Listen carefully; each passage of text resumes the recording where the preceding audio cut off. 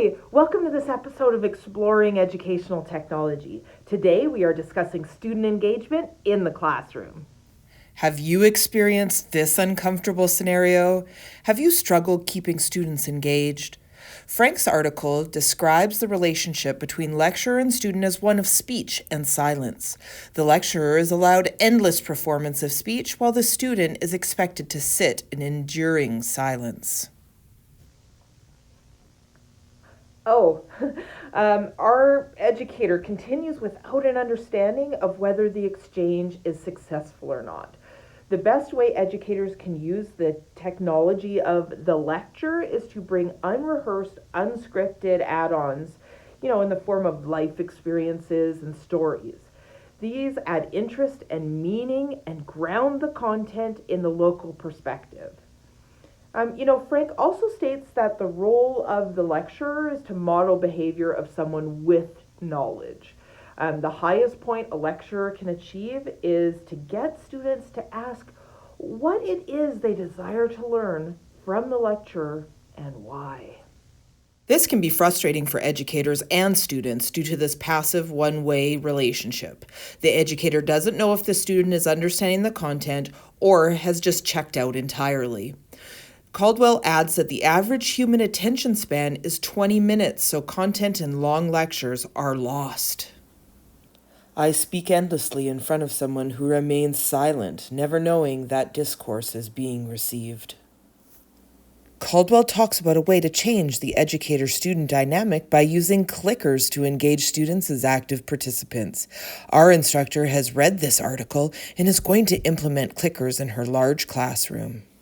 Many instructors have adopted clicker technology to compensate for passive one-way communication. Caldwell states additional benefits clickers can bring, such as assessing student opinion anonymously, checking student understanding, and managing learning activities. The educator can then appropriately modify the direction of the lecture on the fly. For example, if student answers show understanding, the lecturer can move forward, where if they don't, they can further explain the topic. Oh, clickers aren't a magic fix, however.